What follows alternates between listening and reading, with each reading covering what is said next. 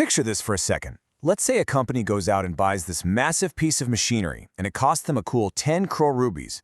Obviously, that's a huge investment, right? But here is the golden question. Do they just take that entire 10 crore and slap it on the books as an expense in year one? Well, if you said no way, you're totally spot on. Welcome to the Explainer. Today, we're going to absolutely nail a concept that is quite literally the bedrock for CFA Level 1 aspirants, and honestly, for anyone diving into corporate finance. We're talking about depreciation. But hey, we're not just going to sit here and rote memorize some dry textbook formulas. Nope. We're going to dig into this using real-world corporate case studies, break down the actual logic, and even see how modern AI tools like Microsoft Copilot can completely supercharge your financial analysis. So here is our roadmap for today. We'll start with the depreciation dilemma, move on to calculating the cost, look at the three-statement impact, jump into real-world corporate analysis, check out AI for smart analysis, and finish up with some crucial CFA exam traps and tips. Let's get right into it. Part 1. The depreciation dilemma, or basically, why we don't expense everything all at once. So circling back to that 10 crore machine we talked about earlier, here's the deal. When a company buys a heavy-duty long-term asset, a factory, heavy equipment, maybe a massive fleet of delivery trucks, those things don't just go poof and disappear after 12 months, do they? They provide real value for years. So instead of taking this massive, painful hit to profitability right in year one, we actually spread that cost out over the years the asset is actively being used. That right there, that's depreciation.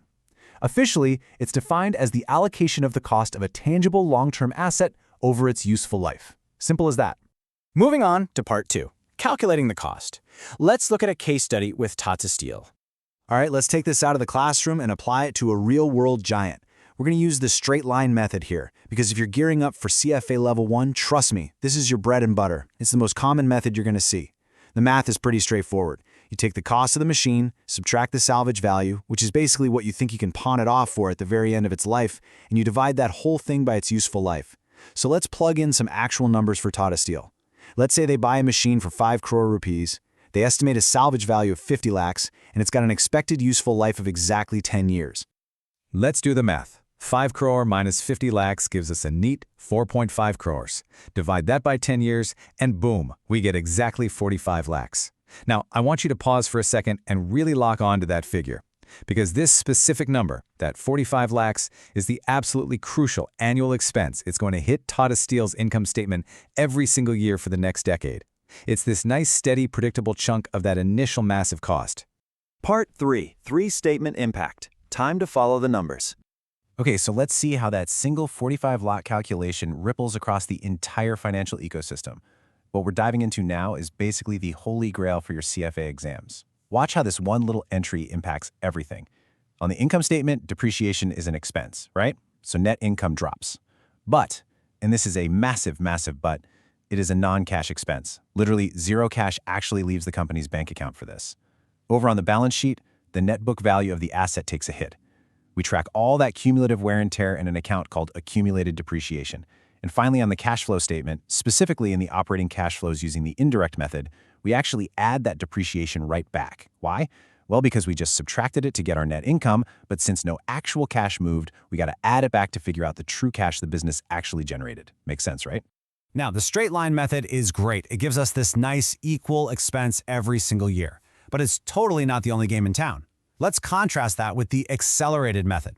Accelerated methods, like double declining balance, completely front-load the expense, meaning you're going to see much higher depreciation in those early years. And listen up, because examiners absolutely love to test you on this comparison. If you get a question asking which method gives higher early year expenses and thereby lowers early year net income, your answer is always the accelerated method. Part 4, real-world corporate analysis. Let's decode the Maruti Suzuki story. Textbook theory is great, but real-world application, that's where the magic happens. Imagine you're sitting down, analyzing Maruti Suzuki's financials. You're digging through their recent reports, and suddenly you spot a clear trend. Their depreciation expense is absolutely surging. Now, what is that actually telling you? Well, surging depreciation usually means the company is in aggressive investment mode. They're out there building new plants, buying new equipment, or just massively ramping up their capital expenditures, their CapEx, to fuel future growth. But hold on, what if you notice that while depreciation is skyrocketing, their actual revenue is totally stagnant? Whoa, now that is a huge red flag for an analyst. It basically screams that the company is spending an absolute fortune on capacity, but it hasn't actually translated into real sales yet. And honestly, this is exactly why financial statement analysis is so incredibly powerful. It's never just about the math. It's about uncovering the story hiding behind those numbers. Section 5. AI for Smart Analysis. Enter Microsoft Copilot. So you might be wondering, how do modern analysts actually juggle all this incredibly dense data without losing their minds? Well, AI like Microsoft Copilot acts as a total force multiplier for your analytical skills.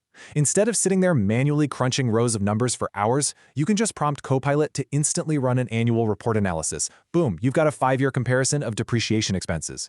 You can ask it for the ratio impact. Like, how exactly is this specific depreciation policy messing with their return on assets or EBITDA? It can even handle CapEx trend detection to spot those major fixed asset purchases we just talked about with Maruti. Struggling with dense, jargon-heavy property, plant, and equipment footnotes, Copilot can summarize and translate those into plain English for you. You can even run a peer comparison in literally seconds, comparing the depreciation policies of, say, Tata Steel versus JSW Steel. Seriously, leveraging AI like this just makes your CFA prep and, honestly, your entire future career so much smarter and faster. Section 6. CFA Exam, Traps and Tips. Let's guard that score.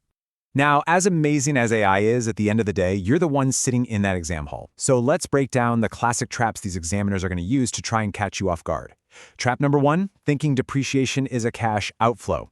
Let me say it again for the people in the back. Depreciation is not cash leaving the building. It is purely an accounting allocation.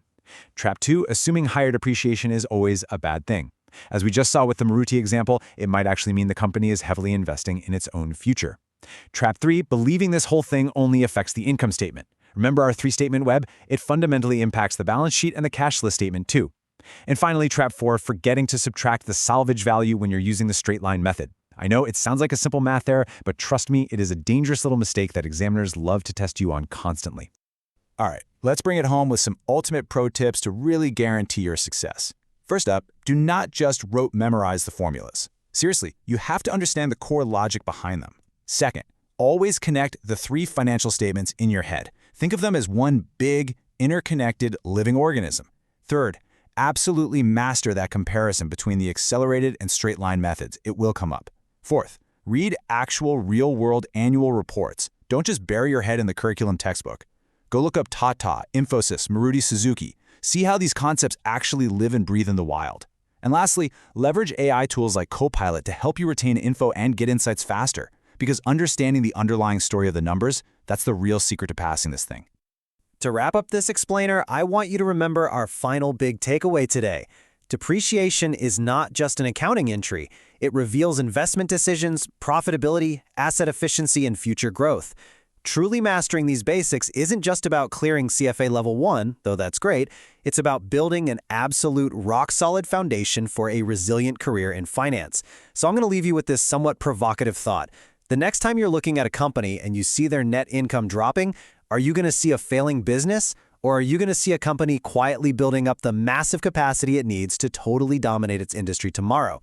Keep analyzing, keep exploring, and I'll catch you in the next explainer.